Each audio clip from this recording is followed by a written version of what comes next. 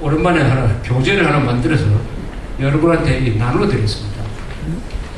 이게 50개 항목인데 한국 현대사를 딱 요약을 해보니까 이렇게 되더라 이거죠. 이걸 좀 읽어보시면 아마 좀 재미가 있을 겁니다. 재미도 있고 어떤 흐름도 만들어지고 하니까 요걸 집에 가져가셔가지고 필요한 만큼 카피를 해가지고 제가 저작권료를 안 받을 테니까 많이 이제 나눠주십시오. 나는 가족들한테 나눠주고 이 3페이지니까 뭐 카피하는데 한 300원밖에 안 들 겁니다.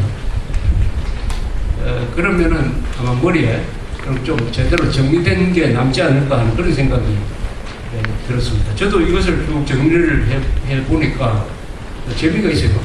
그냥 단편적으로 이야기하는 것보다 하나의 흐름이니까 역사라는 것은 하나의 흐름입니다. 역사라는 것은 이렇게 끊어지는 게 아니고 쭉 연속이 되는 거예요. 연속이 되기 때문에 어느 하나의 원인은 다른 하나의 어떤 사실을 만들어내는 이렇게 되고 해가지고 이어지는 것입니다. 역사는 이어지는 것이다. 역사는 절대로 단절될 수가 없다 하는 것을 모르는 이 오만한 자들이 역사를 멋대로 부정을 해버리고 잘라내버리고 이렇게 뒤집어 엎고 합니다. 또 역사 바로 세우기라는 말도 아닌 말을 만들어내는 것입니다. 역사를 어떻게 바로 세웁니까? 역사는 그대로 있는 것이고 눕지도 않고 서지도 않고 가만히 있는데 그걸 또 눕혀놓고 바로 세운다 했었고 이런 사람들을 위해서 이게 하나의 자료가 되지 않을까 싶어서 이 요점 정리를 한 것입니다. 그래서 이걸 쭉 제가 읽어보면서 설명을 드리겠습니다. 첫째는 대한민국은 적자로 태어났다. 대한민국은 사생아로 태어났다고 하는 자들이 한국에 너무 많기 때문에 대통령부터 이런 반발을 하기 때문에 이것을 제일 먼저 강조하는 바입니다. 대한민국은 적자로 태어났어요. 즉 정통성 있는 합법적인 국가로 태어났지 북한처럼 저렇게 허수아비라고 태어난 나라가 아닌 것입니다. 그 이유는 이렇죠. 우선 해방은 미국이 시킨 것입니다. 태평양 전쟁에서 미국이 일본을 패배시켰으므로 해방이 된 것입니다. 광복이 된 거예요. 그리고 남북 분단의 책임은 미국이 같이 져야 될 일이 없어요. 자꾸 남북 분단은 미국과 소련의 공동 책임이다 하는 이런 양변을 펴는 자들이 의외로 많은데 그렇지 않습니다. 미국은 책임이 없습니다. 남북 분단의 책임자는 소련과 김일성입니다. 왜냐? 38선은 원래 군사 주둔지의 경계선이었지 분단선이 아니었습니다. 38선은 미군, 소련군이 요 경계선을 사이에 두고 주둔지를 결정하자 했지 38선을 사람이 왕래하지 못하는 선으로 만든 게 아닙니다. 그런데 북한이 소련이 자유왕래를 금지시킴으로써 이를 분단선으로 만들어버렸습니다. 그 책임은 소련과 김일성이가 져야 됩니다. 그때부터 분단이 생긴 겁니다.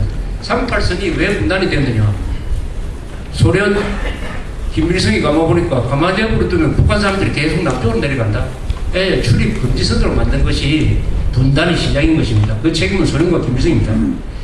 스탈린은 북한을 점령한 직후인 1945년 가을에 북한 지역만이라도 사회주의 체제로 만들어서 소련의 위성국으로 할 계획을 세워가지고 그렇게 하도록 방침을 확정해가지고 지시를 합니다. 그게 기록에 남아있습니다. 소련이 무너진 데 공개된 기록에 남아있습니다. 그게 1945년 가을이었어요. 그때 이미 실질적인 분단이 착수가 되었습니다. 이승만 대통령이 소위 정법 발언을 해가지고 남한만이라도 정부를 세워야 한다고 주장을 하는 것은 그 1년 뒤인 것입니다. 1년 뒤. 즉 북한에서 이미 정권이 세워진 것을 보고 이승만 대통령이 그렇다면 우리라도 남한에 정부를 세워야 되겠다고 주장한 이 이승만을 향해 가지고 이승만 때문에 우리가 분단이 됐다.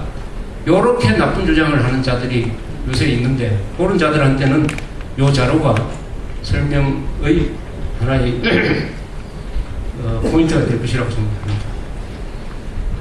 공산당 노선은 처음부터 민족 반영 노선이었어요.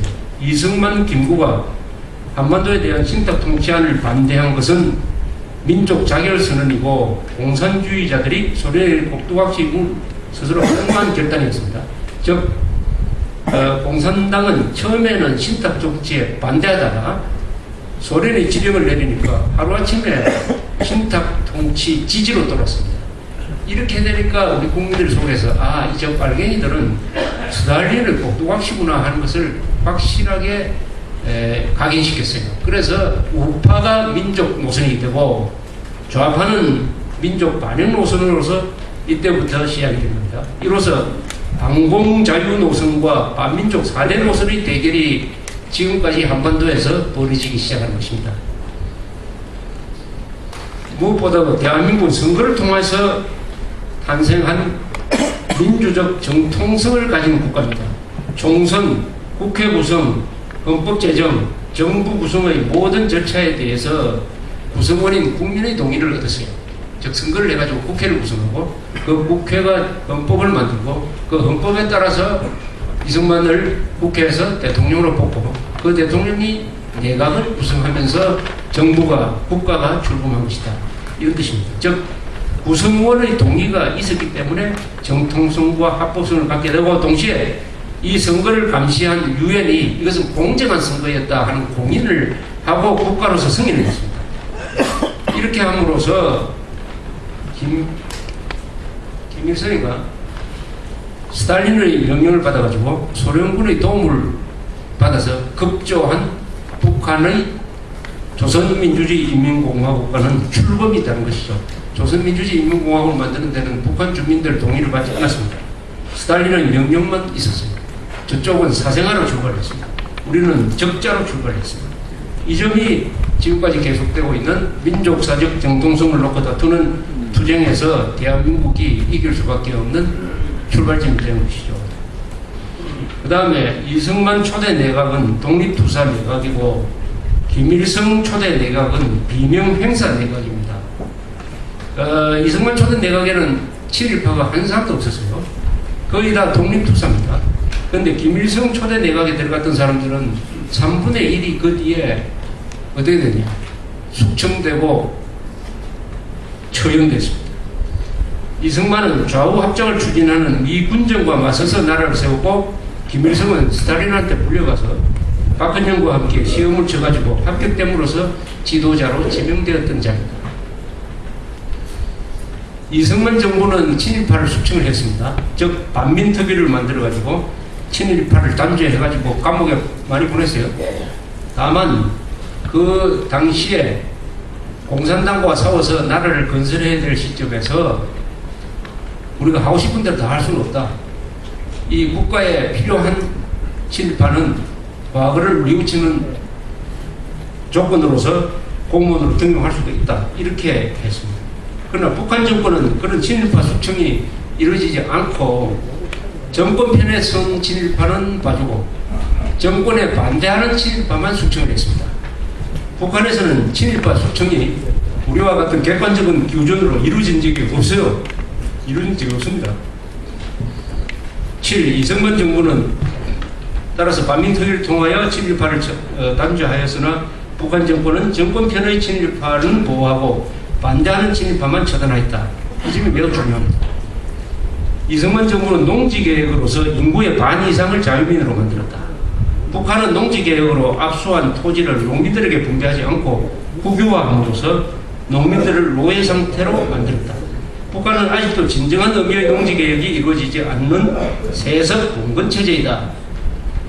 농지개혁이라는 것이 왜 중요하느냐 하면은 인간이 진짜 자유민이 되려면 자기 소유의 땅이 있어야 되는 것입니다. 자기 소유의 땅. 땅이 없는 사람은 자유민이 될 수 없어요. 땅입니다. 땅. 인간을 자유롭게 만드는 것은 땅인 것입니다. 그런데 우리 80%가 소작을 하고 있었어요. 그 사람들은 진정한 자유민이 아닙니다.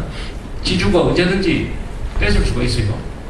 그렇게 되면 민주주의가 절대로 발달하지가 않는 것입니다. 그런데 이승만은 단안을 내려가지고 많은 지주 출신 정치인들이 반대함에도 불구하고 6.25 직전에 농지개혁을 단행을 했습니다. 그래서 한국에서 비로소 진정한 의미에서의 자유민이 생긴 것입니다. 한국에서 자유민이 언제부터 생겼느냐? 농지개혁에서 생긴 것입니다.